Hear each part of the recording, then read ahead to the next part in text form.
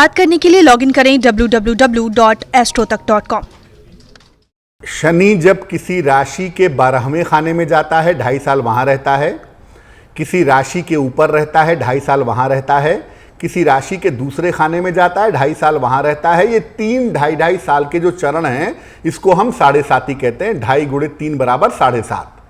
और जब किसी राशि के अष्टम भाव में जाता है तो भी 7.5, तो भी ढैया शुरू हो जाती है शनि की, जो 2.5 साल रहती है। और जब किसी राशि के चतुर्थ भाव में जाता है तो ढैया शुरू होती है, जो 2.5 साल रहती है। 7.5 मतलब 3 ढैया मिलकर के होती है, और ढैया का मतलब केवल 2.5 साल है। अब शनि के इस राशि परिवर्तन से किसकी ढैया शुरू खत्म, किसकी 7.5 शुरू खत्म होगी वो भी समझिए। धनु राशि की 7.5 समाप्त हो जाएगी। कुंभ राशि पर 7.5 चल रही है, पहला चरण खत्म होगा, दूसरा चरण शुरू हो जाएगा। मकर राशि पर 7.5 का अंतिम चरण शुरू होगा। और मीन राशि पर अब तक कोई 7.5 नहीं है। 29 अप्रैल के बाद मीन राशि पर शनि की 7.5 शुरू हो जाएगी। मिथुन और तुला राशि की ढैया समाप्त होगी। कर्क और वृश्चिक राशि की ढैया आरंभ होगी। कर्क राशि की अष्टम ढैया होगी और वृश्चिक राशि की चतुर्थ ढैया होगी, जो अगले 2.5 साल तक चलेगी। अलग अलग राशियों पर इसको समझने की कोशिश करते हैं। शनिदेव 29 अप्रैल को प्रवेश कर रहे हैं कुंभ राशि में। अगर हम मेष राशि की बात करें तो शनि आपके एकादश भाव में जाएंगे, जो बहुत अच्छा है आपके लिए। बृहस्पति और राहु की पीड़ा से आपको बचा लेगा। शनि की स्थिति आपके लिए लाभकारी रहेगी। बहुत सारी समस्याओं को आप आसानी से हल कर पाएंगे। आर्थिक स्थिति में और स्वास्थ्य के मामलों में भी आपके सुधार होगा। वृषभ राशि की बात करें, संपत्ति और वाहन का फायदा इस समय शनि के राशि परिवर्तन से हो सकता है। और अगर आप इफर्ट करें, प्रयास करें, तो आपके रुके हुए काम भी इससे पूरे होंगे। लेकिन थोड़ा सा ध्यान अपने स्वास्थ्य पर आपको बनाए रखना होगा।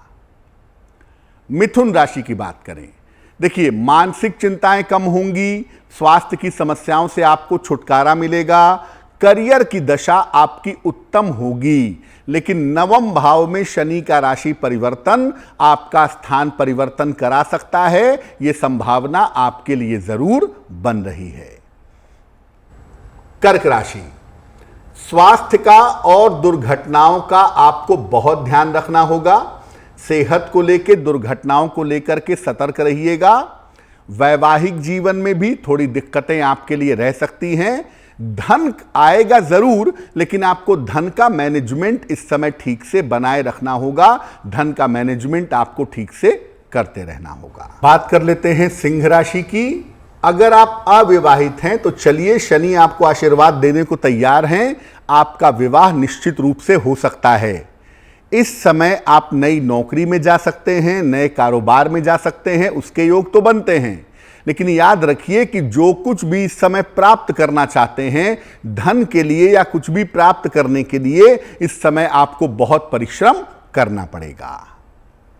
कन्या राशि, आपके शत्रु और आपके विरोधी निश्चित रूप से परास्त होंगे। करियर में और आपके स्थान में परिवर्तन होगा। और अगर आप कोशिश करके देखेंगे तो इस समय आपके बहुत सारे महत्वपूर्ण काम भी आसानी से बनेंगे। थोड़ी मेहनत ज्यादा होगी, लेकिन लाभ आपको जरूर होगा। तुला राशि, अविवाहित हैं तो विवाह के और संतान प्राप्ति के योग आपके बन सकते हैं। शिक्षा और प्रतियोगिता के मामले में आपको सफलता मिल सकती है। आर्थिक समस्याओं में, फाइनेंशियल कंडीशन में आपके सुधार होता हुआ दिखाई दे रहा है। अब वृश्चिक राशि की अगर बात करें तो शनि की ढैया शुरू हो जाएगी आपकी। आपका चेंज ऑफ प्लेस हो सकता है। स्थान परिवर्तन के योग आपके लिए बन रहे हैं।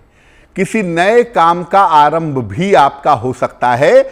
इस समय सेहत का और दुर्घटनाओं का ध्यान आपको बनाए रखना होगा। बात कर लेते हैं अब धनु राशि की। आपको करियर में इस समय विशेष सफलता मिल सकती है, क्योंकि आपकी शनि की 7.5 उतरने को तैयार है। आपको इस समय उच्च पद की प्राप्ति हो सकती है। आपके शत्रु और विरोधी परास्त होंगे। धन और संपत्ति का लाभ है। यानी धनु राशि वालों के लिए बिल्कुल जय जयकार का समय आ गया है।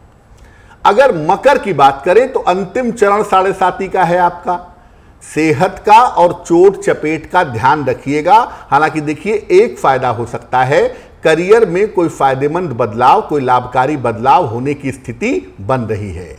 धन की स्थिति, वैसे तो देखिए धन आता रहेगा, लेकिन धन की स्थिति में थोड़ा सा उतार चढ़ाव आपके लिए रह सकता है। कुंभ राशि की बात करें, साढ़े साती का दूसरा चरण, रोजगार और धन के मामले में आपको फायदा जरूर होगा, लेकिन पार्टनरशिप के मामले में और वैवाहिक जीवन के मामले में आपको ध्यान जरूर रखना होगा। हड्डियों में दिक्कत ना हो, नसों में दिक्कत ना हो, इसकी समस्या का भी ध्यान बनाए रखना आपके लिए जरूरी होगा। और मीन राशि वाले साढ़े साती का स्वागत करने को तैयार हैं। भाई, मीन राशि पे साढ़े साती शुरू होने वाली है, तो आपके लिए स्थान परिवर्तन के प्रबल योग इस समय बन जाएंगे। आंखों और सरदर्द की समस्या का आपको ध्यान रखना होगा। साथ ही साथ पैसा सही तरीके से खर्च करिएगा। इस समय खर्चे आपके बहुत ज्यादा बढ़ेंगे, जिसकी वजह से आपको थोड़ी मुश्किलें हो सकती हैं। देखिए, अगर शनिदेव का राशि परिवर्तन आपके लिए अनुकूल नहीं है तो आप रोज शाम को 108 बार शनि मंत्र का जप करिए। ओम शं शनैश्चराय नमः, ये मंत्र जप करना अच्छा होगा, रोज जपना है इसको। और हर शनिवार को शाम को पीपल के नीचे सरसों के तेल का दीपक जलाइए, और दीपक जलाने के बाद शनिवार को ही हनुमान जी का दर्शन भी करिए और दान जरूर करिए। देखिए, शनिवार को किसी निर्धन व्यक्ति को खाने पीने की चीज का दान करें तो बहुत शुभ होगा। और अगर आपको ऐसा लग रहा है कि शनि की साढ़े साती या ढैया की वजह से या शनि के राशि परिवर्तन की वजह से आपके हेल्थ पर बुरा असर पड़ सकता है, तो एक लोहे का छल्ला मध्यमा उंगली में, राइट हैंड की मिडिल फिंगर में आप शनिवार को पहनिएगा, आपके लिए बहुत शुभ रहेगा।